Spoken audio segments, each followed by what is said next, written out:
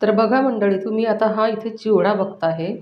तर हा चिवडा मी न तळता इथे बनवलेला आहे. तर हा आहे मक्याचा चिवडा.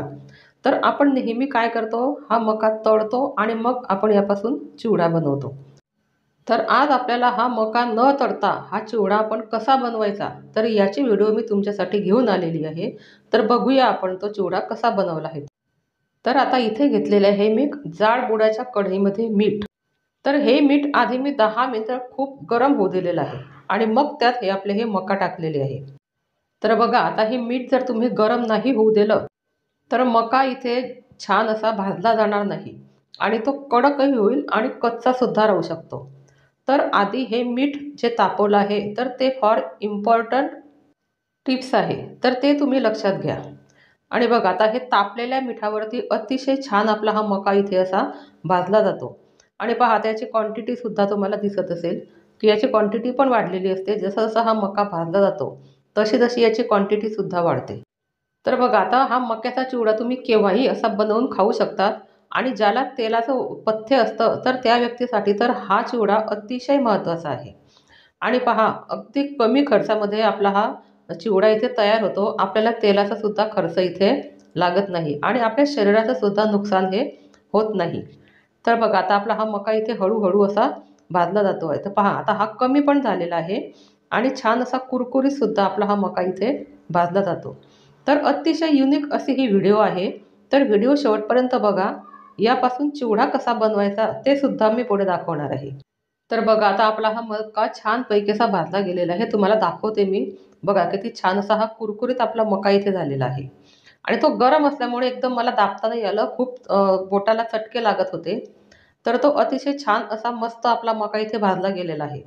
आणि आता बघा, आता ह्या मिठातून काढायची जी प्रोसेस आहे, तर ती बघा आता पुढे. तर आता आपण पुऱ्या वगैरे काढतो, ती जी चाळणी असते, तर त्या चाळणीने आपल्याला हे मका इथे मिठातनं बाजूला करून घ्यायचं आहे. तर बघा, किती छान आपला हा मका इथे भाजून तयार झालेला आहे. तर तुम्ही सुद्धा हा असा चिवडा नक्की घरी ट्राय करा आणि तुमचा चिवडा कसा झाला, ते मला मात्र सांगायला विसरू नका. तर असा पूर्ण हा मका मी इथे काढून घेतलेला आहे आणि पुन्हा मी आता अजून दुसऱ्या वेळेससुद्धा हा मका इथे भाजून घेते आहे. तर हे बघा, एकदा हे मीठ तापलं म्हणजे हे छान मका आपला असा फुलतो याच्यामध्ये. हे मीठ तापणं अतिशय महत्त्वाचं आहे. तर बघा, हा पूर्ण मका मी इथे भाजून घेतलेला आहे. तर तुमचासुद्धा विश्वास बसणार नाही, की आपण मिठामध्ये हा मका इथे भाजलेला आहे. हा तळलेल्या मक्यासारखा हा आपल्याला इथे दिसतो आहे. आणि बघा, आता तुम्हाला मी दाबून दाखवते. तर पहा, किती कुरकुरीत आणि आपण जसा तळतो तसा आपला हा मका इथे भाजून झालेला आहे. तर आता आपण बघूया याचा चिवडा कसा बनवायचा. तर आता त्याच कढईमध्ये मी तेल टाकलेलं आहे. ज्या कढईमध्ये आपण भाजला ते मीठ मी काढून घेतलं आणि त्यातच आपल्याला तेल टाकायचं आहे आणि त्यात थोडे शेंगदाणे आपल्याला फ्राय करून घ्यायचे आहे. तर बघा, आता हे शेंगदाणे पण आपले हळू फ्राय होत आहे.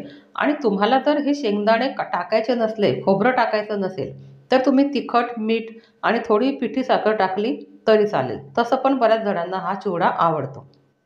पण चिवडा म्हटला म्हणजे शेंगदाणे, खोबरं आणि कढीपत्ता हा यायलाच पाहिजे. त्याशिवाय चिवड्याला चव लागत नाही. आणि आता इथे मी काही खोबऱ्याचे कापसुद्धा करून घेतले होते आणि माझ्याकडे थोडा वाळवलेला कढीपत्ता होता. तर तो कढीपत्ता, शेंगदाणे आणि खोबरं आपल्याला हा तेलामध्ये इथे फ्राय करून घ्यायचं आहे. सेपरेट फ्राय करायची आपल्याला गरज नाही. तेलामध्ये सुद्धा खोबरं छान फ्राय होतं बघा. अतिशय छान हे खोबरं जळालं सुद्धा नाही आणि अतिशय छान आपलं हे फ्राय झालेलं आहे. आणि कढीपत्ता पण आपला फ्राय झालेला आहे. तर यातच आता आपल्याला टाकायचं आहे धना पावडर टाकायची आहे थोडी आणि त्यानंतर टाकायचं आहे आपल्याला तिखट. तर तिखट तुम्ही तुमच्या अंदाजाप्रमाणे टाकू शकतात. तर थोडं तिखट पण टाकलेलं आहे आणि थोडी हळदसुद्धा मी यात टाकलेली आहे. तर बघा, आता हे सर्व इथे टाकून झाल्यानंतर आपल्याला हे चांगलं इथे मिक्स करायचं आहे आणि आता आपल्याला थोडं मीठ पण सुद्धा इथे मी टाकलेलं आहे.